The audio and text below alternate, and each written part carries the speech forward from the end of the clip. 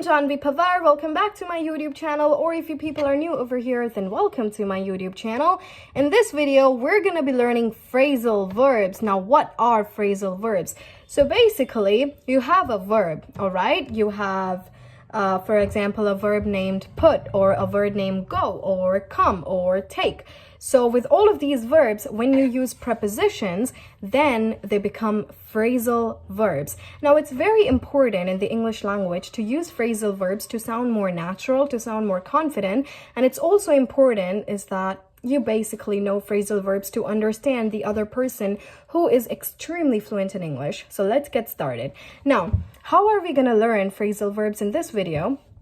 I'm going to take a verb, and then I'm going to add prepositions to that verb. So the first verb that we're going to be learning in this video is put. Now, what is put? You all know that. Now, if we're going to use down with the verb put, so what does it become? Put down. Now, what is put down? To put down means to insult somebody. So the process of insulting somebody is putting them down. For example, recently somebody just insulted you.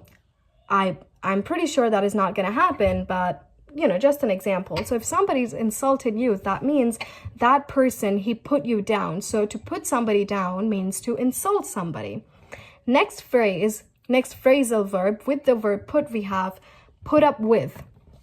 What is put up with? Put up with means to tolerate. For example, somebody is there and that person is extremely intolerable, but you're still tolerating that person. That means you're putting up with him, or you're putting up with a situation. So to tolerate something or somebody is to put up with it, or to put up with them, to put up with him or her. So to put up with means to tolerate somebody. Next phrasal verb, with the verb put, we have put on. Put on means to dress oneself. Now, if you have ever heard native speakers or people who are fluent in English, they usually say, all right, put on some shoes, put on a shirt. That means dress yourself up. So to dress oneself means to put on. So if I ask you to put on some shoes, that means I'm asking you to wear some shoes. So to wear something means to put on. Next phrasal verb, we have put off.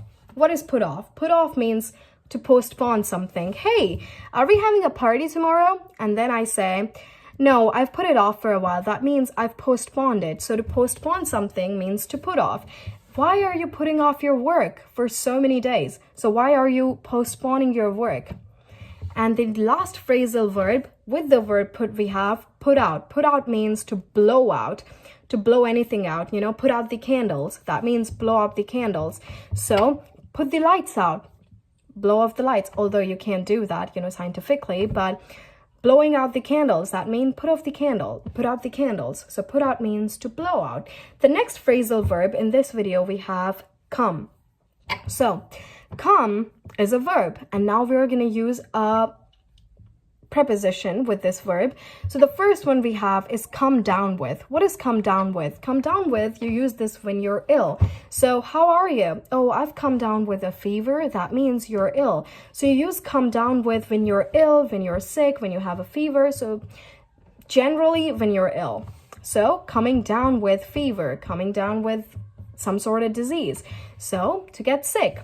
Next phrasal verb, with the verb come, we have come across. What is come across? Come across means to bump into somebody after a few months, basically after a while. So I came across him, or to just bump into somebody. It's not mandatory to only use the phrasal verb come across with a period of time. You can also use it with, hey, I came across your mother. She seems so sweet.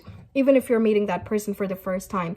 So to bump into somebody, to meet somebody, means you came across that person. You randomly come across somebody.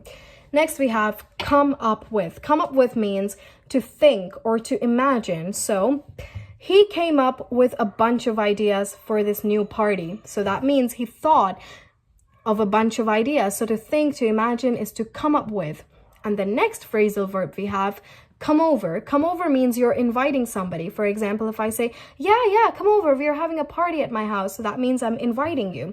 To invite somebody, we use the phrasal verb come over. Now, what I want you guys to do is I want you guys to use all of these phrasal verbs in sentences that you're going to create by yourself in the comment section down below. And I'm going to see you guys in the next video, and make sure you guys stay safe. Bye everyone.